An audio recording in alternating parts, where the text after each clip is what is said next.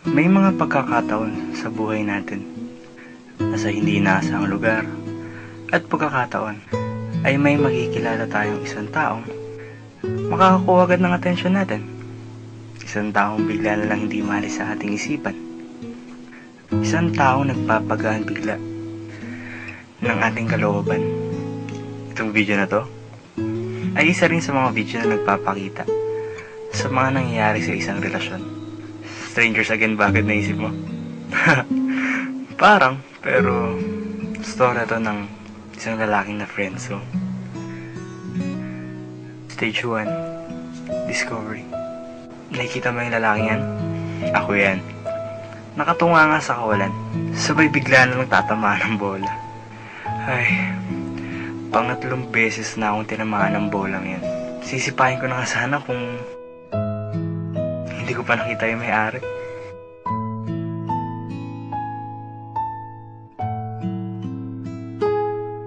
Mukhang hindi lang pala bolang tumama sa akin. Sa paglipas ng mga araw, patuloy mo siyang sinubaybayan. Pinabantayan, inaalam kung ano nga ba nangyayari sa buhay niya. Parang stalker, no? Pero syempre, hindi mo tatawagin sarili mong ganun.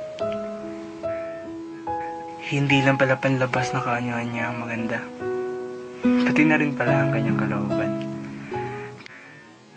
Kaso may problema eh. Akala niya karapat-dapat yung lalaki pinaglalaanan niya ng kanyang oras. Bakit kaya niya tinitiis yung lalaki yun?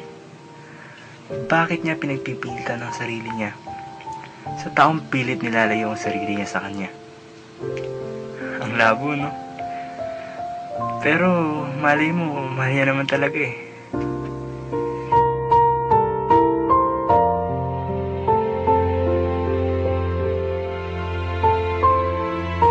Alam mo, hindi talaga ako nangangailam sa mga problema ng iba.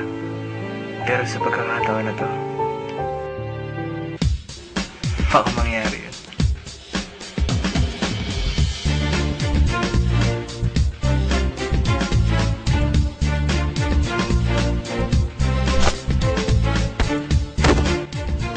Malakas lang ang loob ko, pero hindi ako malakas pagdating sa mga ganito eh.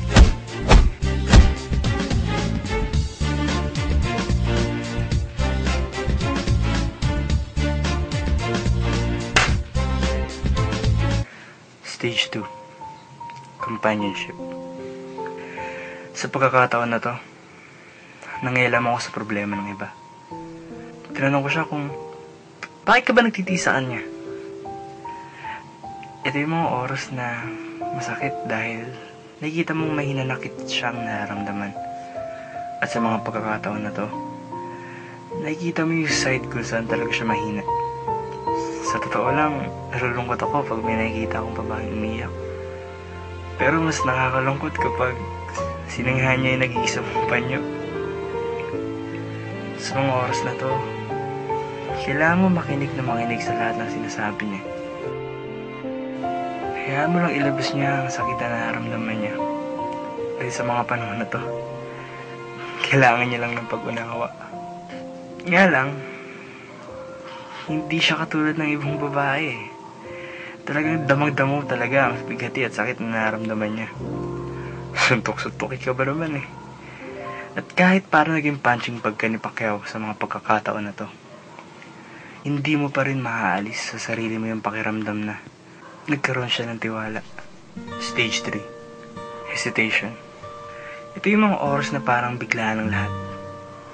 At nakakagulat ang mga nangyayari. Parang sumikat na ulit ng araw pagkatapos ng napakalakas na unos. Bigla na siya ulit naging masayahin. Bigla na siya naging masigla. At gusto kang kasama kung saan-saan. Napakahirap isipin. Malay mo kasi gusto lang talaga niyang maging masaya. O makalimot. O malay mo din kung gusto ka rin ba niya.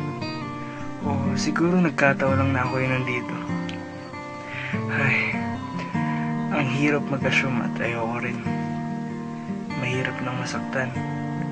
Pero alam ko sa paglipas ng panahon, bibigay rin ako at magpapakasakali.